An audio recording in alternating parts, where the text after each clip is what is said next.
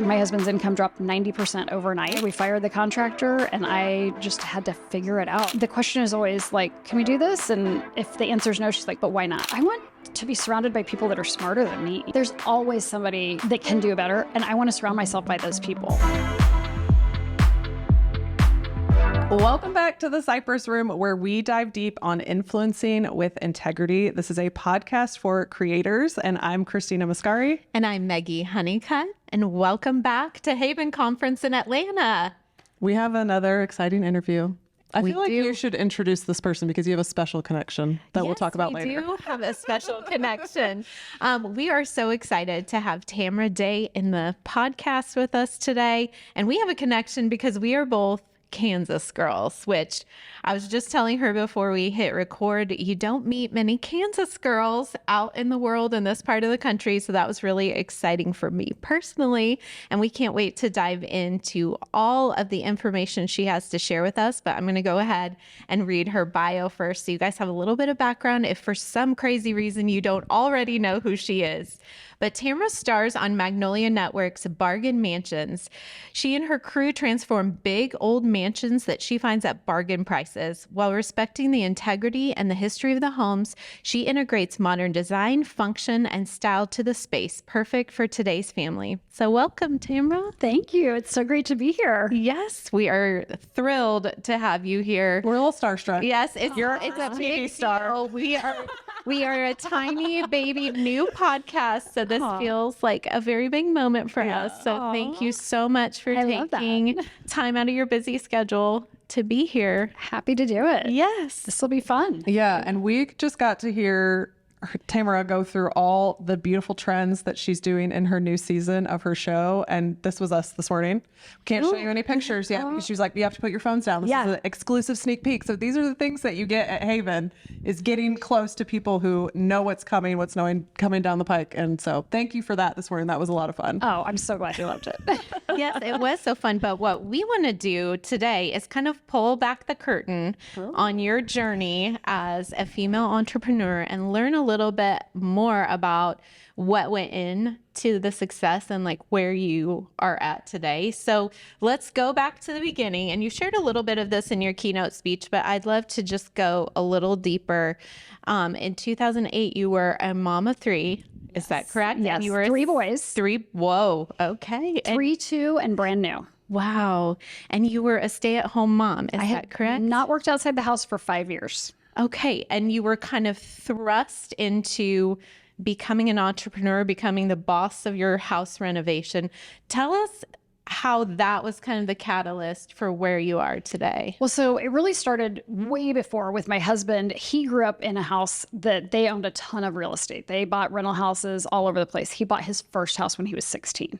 So he had a bunch of real estate when we got married, and then we started buying houses and flipping and turning them into rentals. So before '08, we had at least a dozen houses that were rentals, and then we'd lived in 2 previous houses that we'd renovated when we finally bought our bargain mansion. But all of those were teeny tiny houses, and they were, cookie cutter. Like, I picked a paint and put it in all 12 houses. There wasn't a lot of design happening. Oh my gosh. It was pretty basic, buy the most inexpensive things you can, make it look as good as you can on a budget, and rent it out. But we bought this in '08, and his day job was financial planning. And when AIG fell, I was literally on my phone, and I am not a stocks girl. I don't pay attention to it.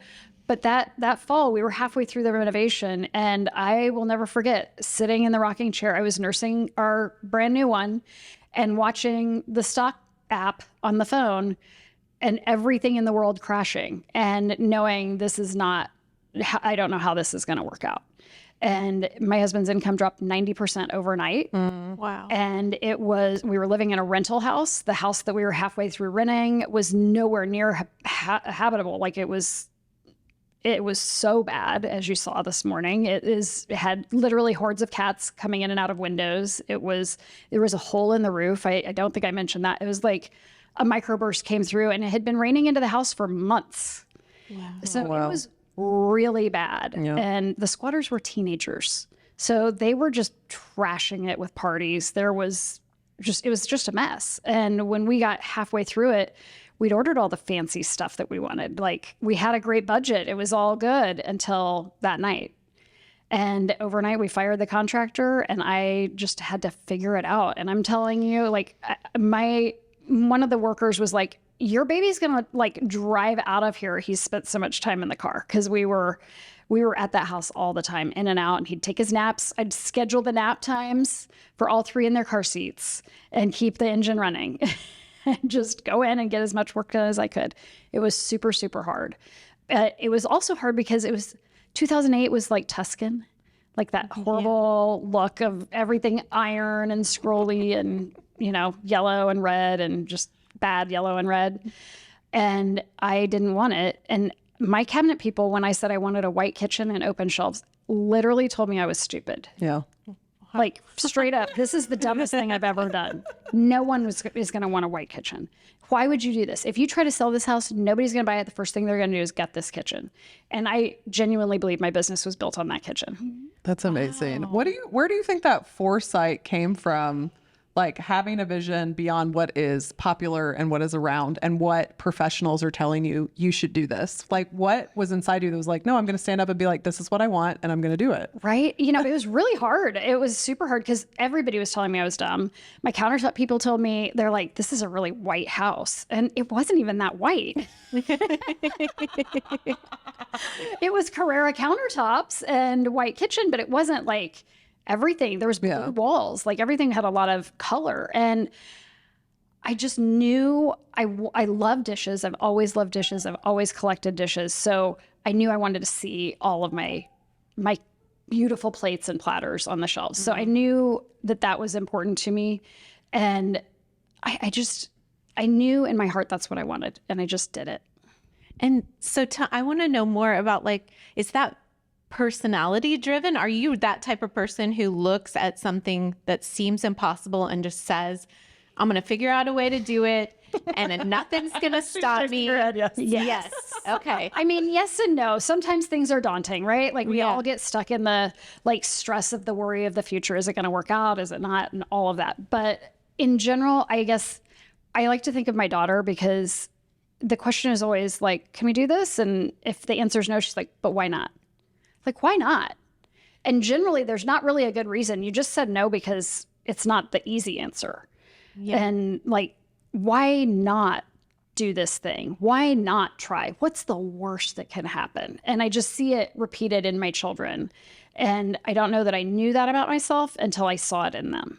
Yeah. And that's a beautiful thing to pass on. It is a beautiful thing to pass on. Because I have a lot of fear and we have to sell this house one day. So we're not going to change that and make it what we want to make it because we're not going to be able to sell our house one day. It's that fear mentality. Yes. Making decisions out of fear. And let me help you with that. I know. You have to enjoy where you're at. I know. And make it for you, not for everybody else. Right. Because I genuinely believe that's one of the most beautiful things about social media right now is that forever and ever, we all put a purple picture frame around our window, our doorknob, whatever, the window people, the little picture frame around the people, like Friends, right? We all went through the Friends trend. We all went through the Full House trend. Like for years, that was where we got our inspiration. Yeah. And now we're all on social media. And for a long time, it was all white kitchens. And it became a really boring feed. And now I think people are really embracing let's be ourselves and do something different. Stop the scroll. What's going to stop the scroll? A red room is going to stop the scroll. Yeah. You're going to get some attention for it and it's going to be great. But I think it makes people be more bold to be willing to be unique because I think that's the newest trend is being yourself. Yeah. Yeah, I love that. And that leads me to another question I had for you is, you said you completed 10 houses just this year. So yes. How do you not get fatigue in making decisions in designing that many different spaces? All of us usually have to do one house. Because where does that inspiration come from? And when you're doing the volume that you're doing, can you walk us through what that's like? We have had, this was our 6th season, and last year we did 20 houses in 10 months. Ooh, girl. It was insanity. So 10 seemed really manageable. You actually scaled back this year. Shockingly, it was much easier. I think that's one of my like ADD gifts is that I am constantly inspired by other people and other things I see. And one thought will trigger the next thought that will trigger the next design element that will move things around. Like we had a project this year and the husband was like, I want to hide the good booze. Like I want to have it. I want a great bar. I want this to be like an epic bar, but I want the good booze hidden. I was like, okay, I can do this. And so I just started thinking like, what would you do? How do you do that? How do you hide like have it out, but not out? And I was like, okay, let's do giant Lazy Susans, like 8-foot tall Lazy Susans that are encapsulated in a cabinet, faceless. So the front of it is shown. It has like, it's a Lazy Susan with a wall. So it's a half circle on the front, half circle on the back. So you see the stuff on the front and you have to turn it to see the good stuff. Sounds like James Bond type. It totally is. It's fabulous. I wish I could show you. That is so fun. I'm dying, but I think it's the season finale. So Okay. it's a really cool bar and like things like that. But like that idea was sparked because I was trying to figure out how to hide the good stuff, right? How do you hide the good stuff but still be good? Yeah. And that was where the inspiration came from. That's so cool. And now, how do you also, like between all these houses, is there like a Tamara Day signature so that if people walked into a home, it doesn't look the same as all the others, but they're like, oh, Tamara Day was here. It's the stuff. It's the stuff. I love that. I love the stuff. It's a laid back luxe look. That's my signature look because I mean, right now I can't sit here with my legs crossed and have a great conversation. I need to relax. I need to be in a space that makes me feel comfortable to be able to have great relationships and communication. And I have a big family. We all have to live in our house. Like it is great to look like your house looks like it's in a magazine all the time. That sounds lovely and completely impossible for me to accomplish. Like I can't, it's a mess. I mean, I send a video at the end of the day. I'm like, I left the kitchen clean. Yeah. And look at the mess. Like, I am not cleaning this up tonight. I said 3 curse words this week to my son about dishes. And he said, you just used up your whole year's worth of cursing, Mom. I'm like, I'm so sick of the dishes. The dishes. Yeah. I like that we have beautiful islands and it is like all open up and it's just like one space where you eat and gather and hang and watch the game. But my family thinks that is a dumping ground for their schoolwork. And the mail comes in and we put it on there because we have this big, beautiful island to use. And like every time I walk in the house, I'm like, help me. Just what? Don't put anything on the island but food. Yes. And yes. Anything on the stool but your butt. And maybe wipe it down occasionally. Yeah, wipe it down would be good too. And dishes not actually beside the sink or in the sink, but maybe in the dishwasher that's right.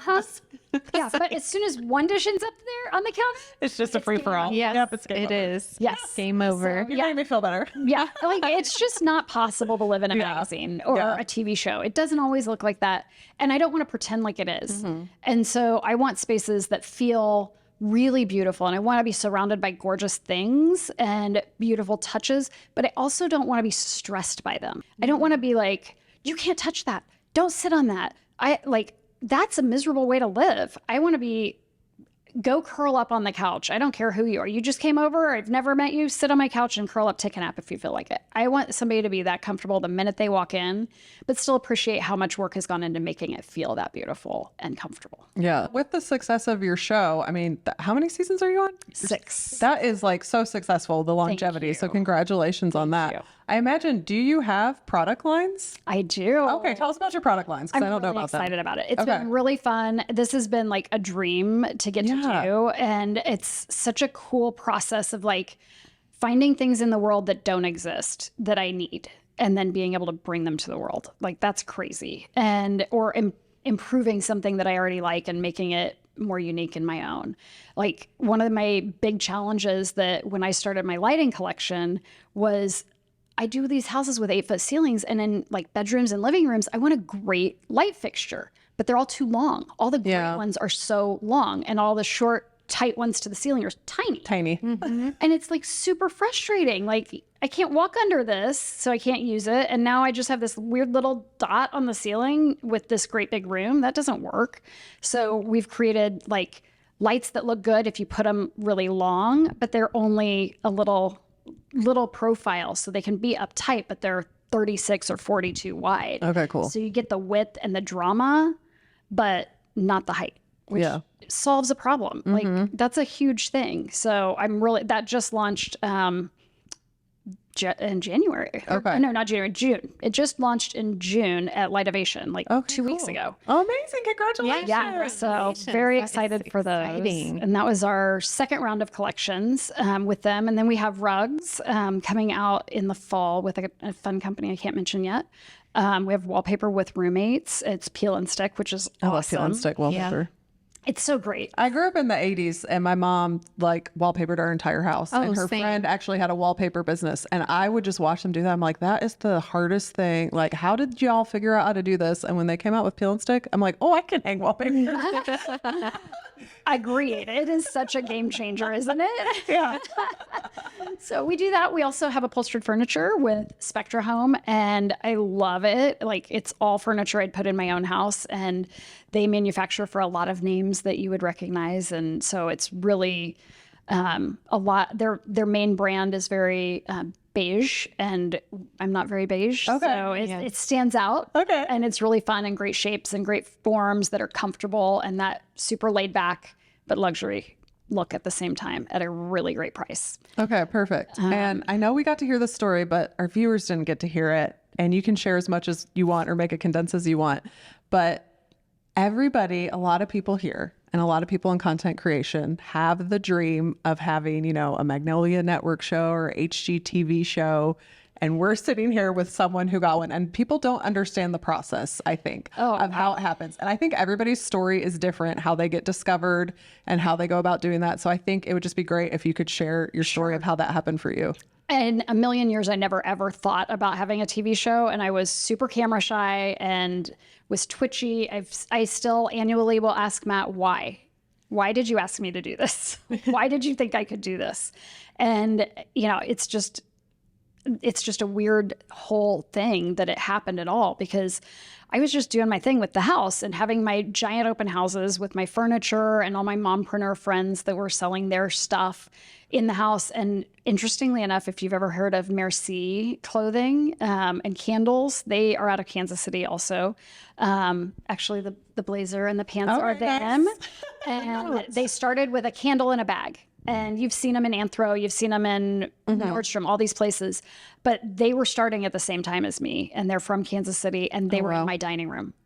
And Convivial Pottery is like a nationally known brand of pottery that's so beautiful. And she was right next to them in my dining room. So there's all these mompreneurs from Kansas City that we all kind of started out at the same time and have just watched each other grow and succeed. And it's been really cool. But it all started in my house with a food truck and some music and a bunch of moms putting flyers at preschool. And Okay, wait, we skipped over that though. So we got to rewind. So this all happened after the crash and your husband lost his job? He didn't lose it. He just Lost income. income dropped. Got it. Yes. Okay. And so you had to finish the house on your own, and then you did furniture flipping? Yes. That's what I do. Do you? That's She's what I a do. furniture flipper. Well, I like horror. I'm trying to branch out and do other things too. Yeah. No, I started with furniture flipping because I couldn't buy furniture for this big fancy house that I built and needed stuff to fill it up. And so I started buying estate sale stuff, and it was that was 2008. Nobody was doing it. Oh yeah, you could get stuff for a steal. It was a steal. Yeah. And it was so fun. And the boys and I would go thrifting. We'd go, and every day they'd get $3 that we would go out, and they could spend it on anything they wanted as long as it wasn't fabric. So no stuffed animals, icky. My kids are still obsessed with stuff. I'm like, We're not buying stuffed animals secondhand. I'm not doing it. I don't care how many times it goes through the wash. And no food items or no bathroom items. Like we had specific, and no weapons. So we had very specific rules, and they had to negotiate for themselves at anything they wanted to buy. They only had $3, and not much is $3. So they had to go up and speak to the estate sale people and talk to them about whatever it was they wanted and see if they could negotiate it down. And it was adorable to watch. And a lot of times I'd be like, show a couple bucks behind their head so they didn't know I was paying more for it, but they thought they got a deal, and they weren't afraid to talk to strangers and adults. And I think it has served them so well now that they're 20, 18, and 16. They are not afraid to talk to anybody. That's amazing. Are great salesmen. Yeah. And they really learned how to sell it from those garage sale And days. so you were going and sourcing and thrifting, and then you basically were opening up a shop in your home for people to come in Twice a year. And then you invited other vendors to come moms. and do it. Oh Yep. my gosh, you're a hustler. I love it. It was so much fun. I mean, my gosh, it was just, those were the best weekends. I'd move all my own stuff that I didn't want to sell out to the garage. And then the whole first floor was for sale. Oh, wow. It was a blast. That is fun. Now, did you have to go to your neighbors and be like, hey, here's the deal. Here's some cookies? No, they loved it. They It was did? super Okay. fun. It was super fun. They don't love TV though. The times have changed.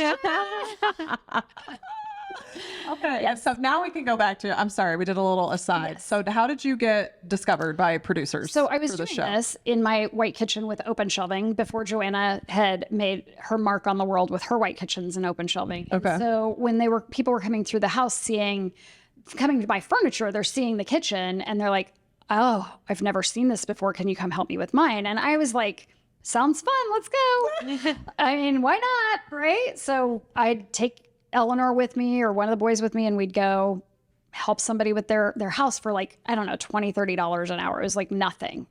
And I was just having a blast doing it. My brother had also flipped a house downtown and he was in a hardware store probably sometime around 05 and met a casting person there that was looking for somebody to do some local commercial work. And he'd given her his number. Never heard from her. Nothing ever happened. And then Matt Antrim, my creative director and creative showrunner, he, the creator of the show, he had moved back from LA to take care of his dad and was like, how's this cost? What? This is insane. And pitched the idea to HGTV. They said, we love the show, but the host he had on it, they were like, nope, pass on her. No. So they didn't want whoever that Yeah. was. And oddly enough, her name was Tamara. No way. Really Weird. Yeah. I know very few of us. So super odd. But they were like, find somebody else. So he was on the lookout. He talked to that casting person and she just went through her Rolodex of anybody she'd ever met and called and asked if they were interested. And she called my brother and he was like, thanks, but I work at Cerner. I'm good. No, thanks.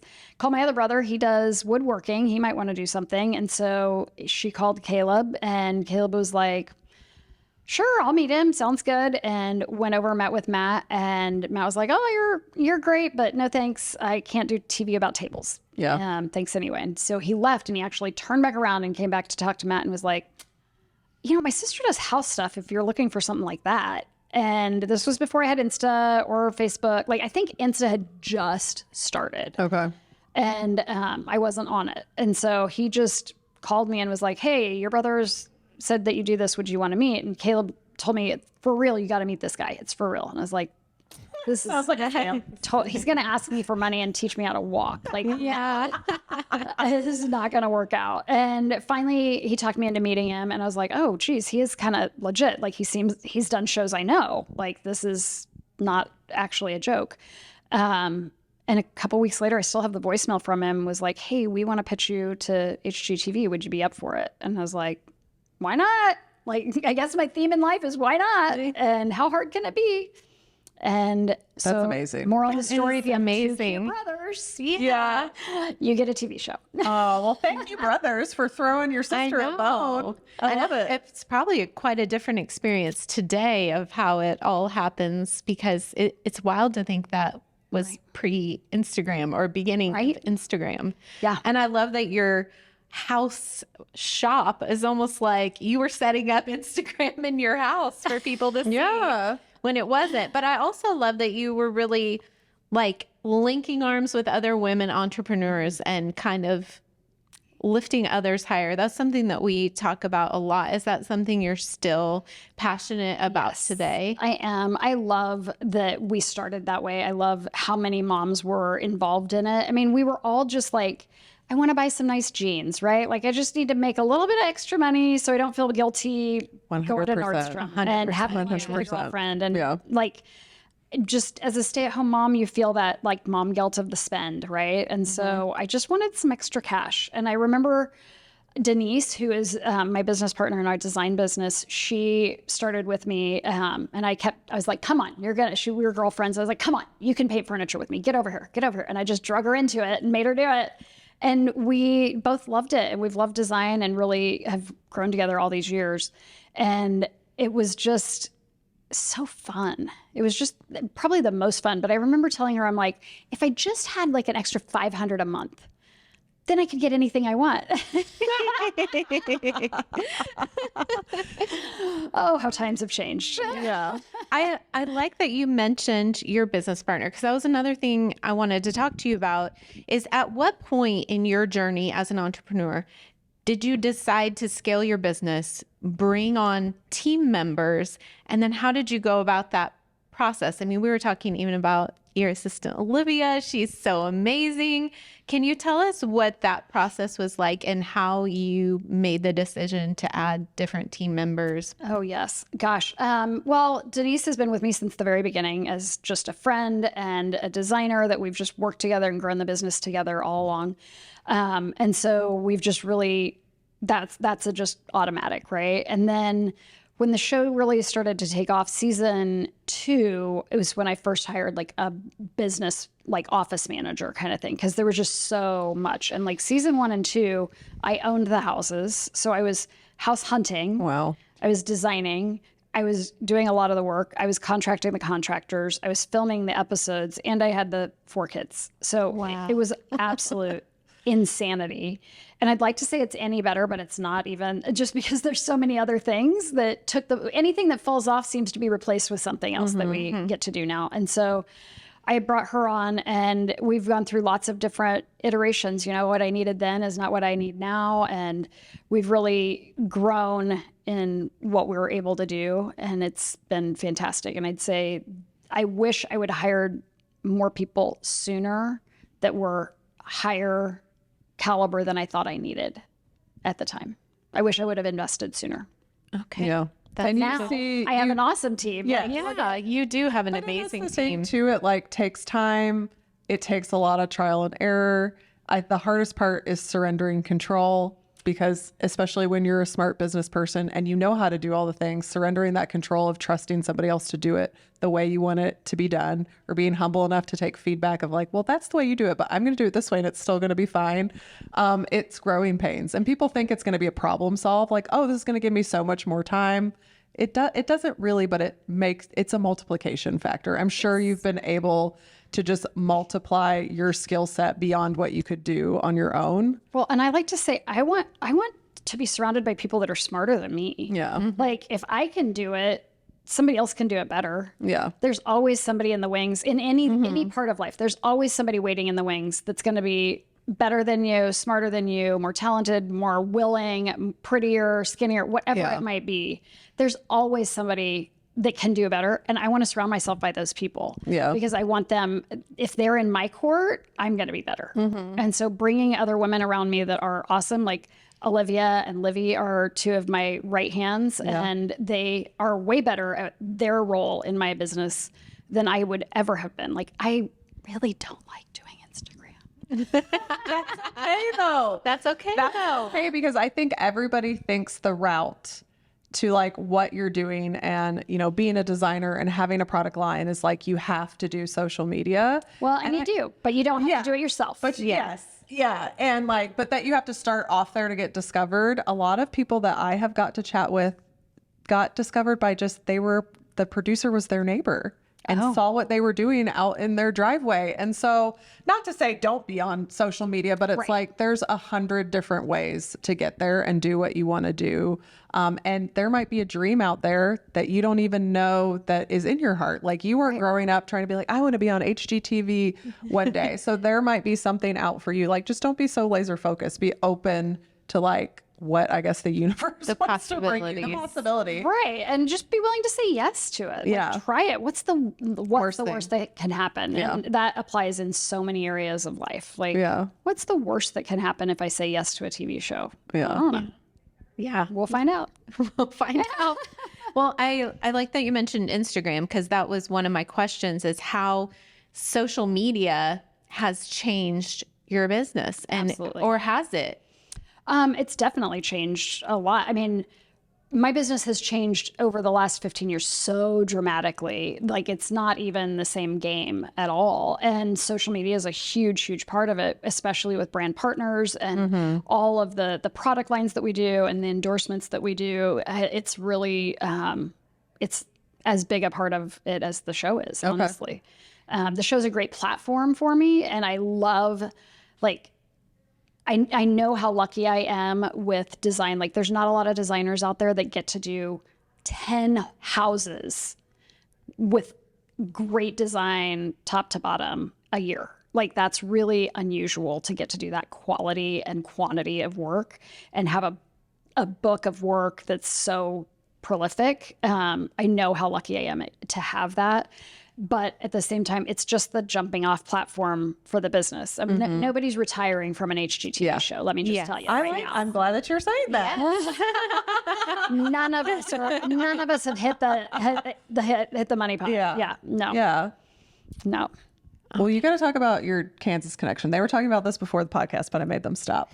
I know. It is really fun because Tamara and I actually are alumna of the same college. Yes. Kansas State. Go Wildcats. And she also grew up in South Central Kansas near me. And I read it was a farm. Did you grow up on a farm? I did not. Yes. But you did. We moved a lot when I was real young. We lived in Iowa, moved every 3 or 4 years to different towns. But Salina's where we were from the time I was like 3. And we lived in town for a while, and then we moved out to the farm.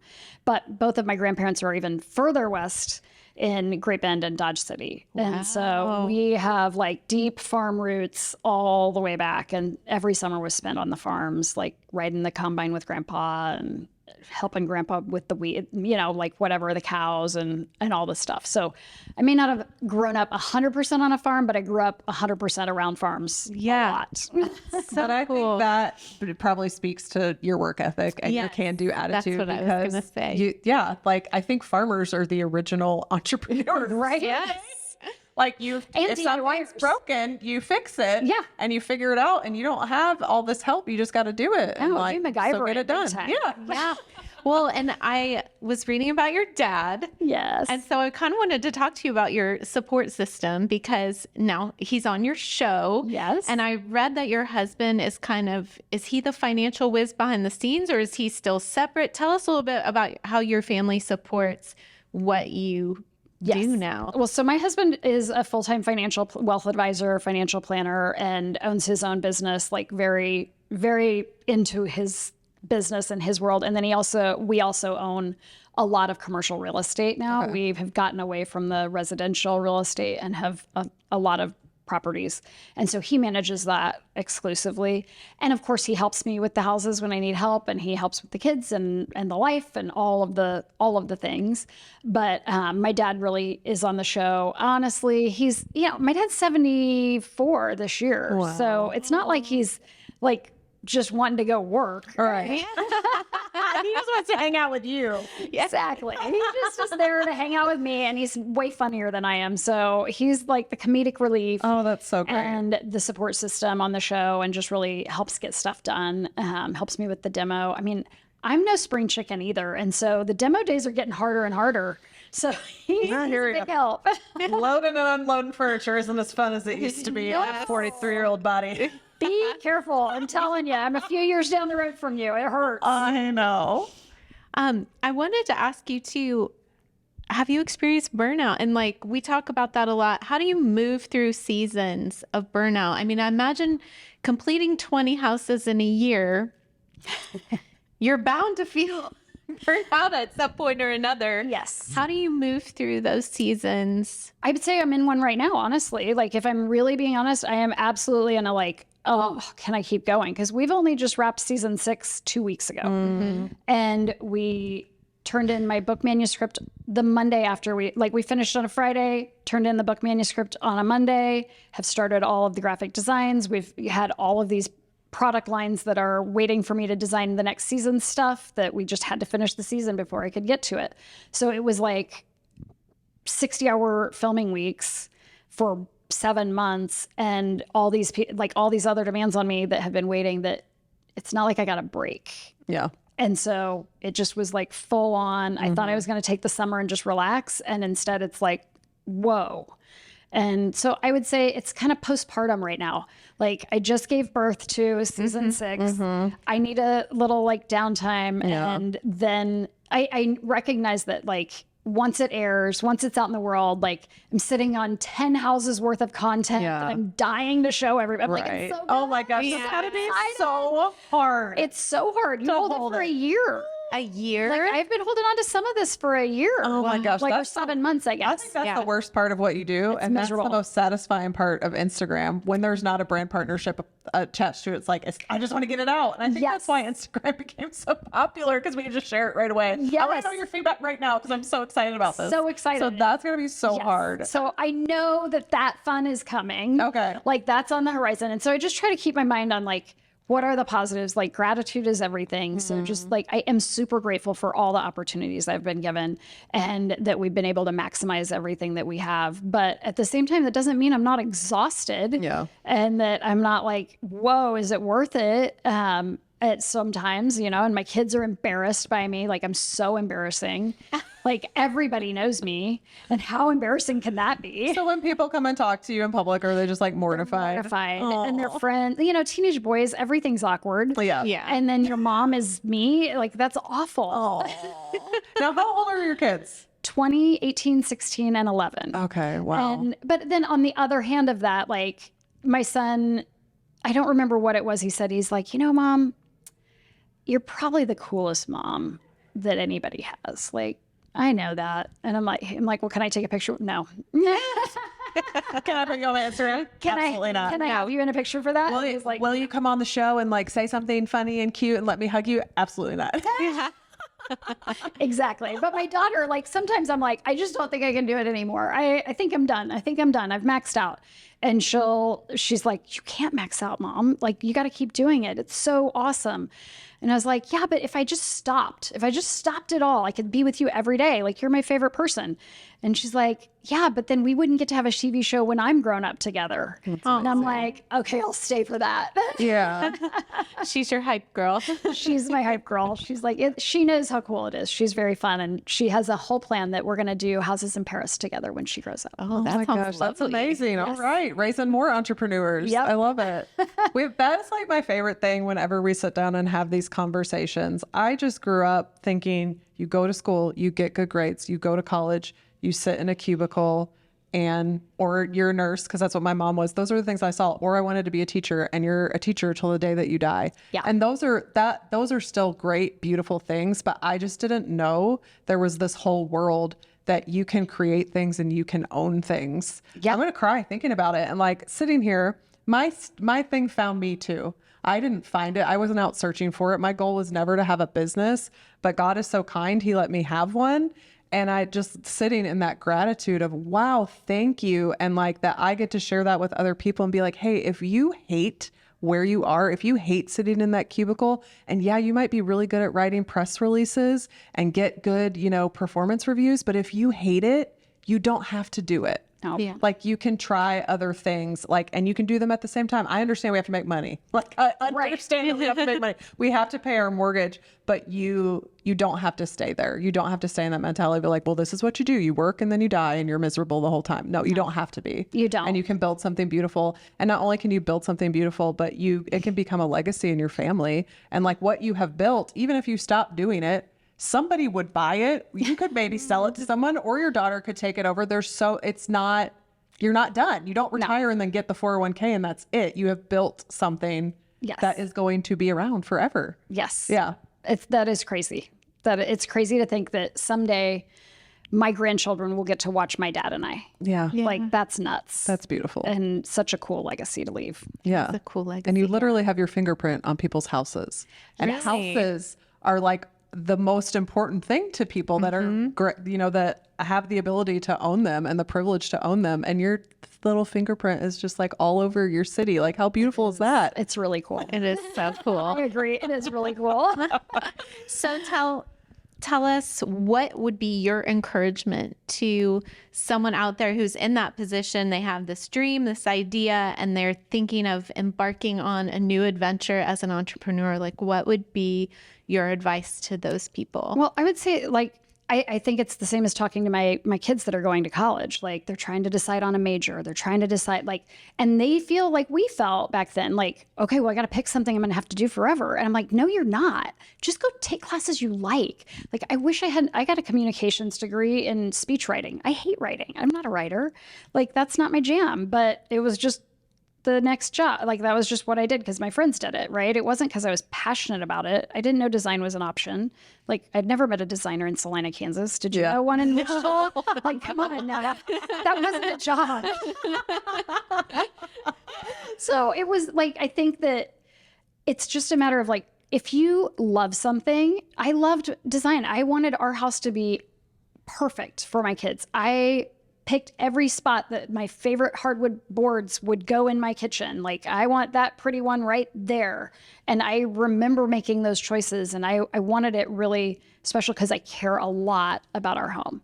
And I didn't have a degree in it. I didn't have any experience in it. I didn't ever have a business experience in entrepreneurship, but I just loved it. So go take classes in something you just love, only because you love it. And somehow you'll find a way to make it work. It will find you. Yeah. God will be good to you and find that path for you. If you enjoy it, you'll always enjoy it. But if you stick yourself in a business class that you hate, or you think you should do this, you think you should do that, don't shit on yourself. Yeah. Just don't. Yeah. Yeah. Yeah. Well, and I want to just, before we end, I want to leave with this too, because we have seen, I love hearing beauty come from ashes. And like 2008 was holy crap, it all burned down. 2020 was the same thing. Holy crap, everything's burning down. Everybody's out of work, or your money is getting cut.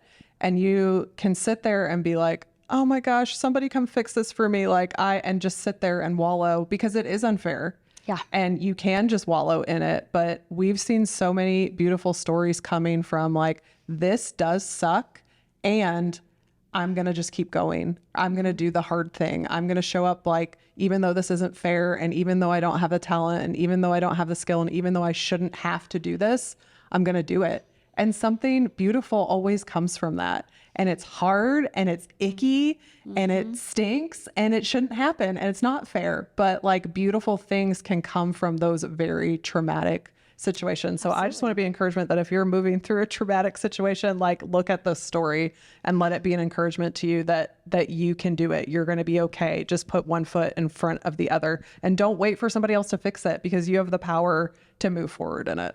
And nobody's going to come fix it. Yeah. Yes. Just know that. That's not going to happen. Spinning your wheels. Yeah. Don't sit around and wait for somebody else to do it for you. Yeah. It's not going to happen. Yeah. You got to do it for yourself. Yeah. Yes, and you just can't give up, because it's not going to be an instant gratification type situation. I mean, we're talking about your journey started even before 2008. We're talking about, because I think so much we want, like you were talking about, that instant Instagram before and after in our lives. Yeah.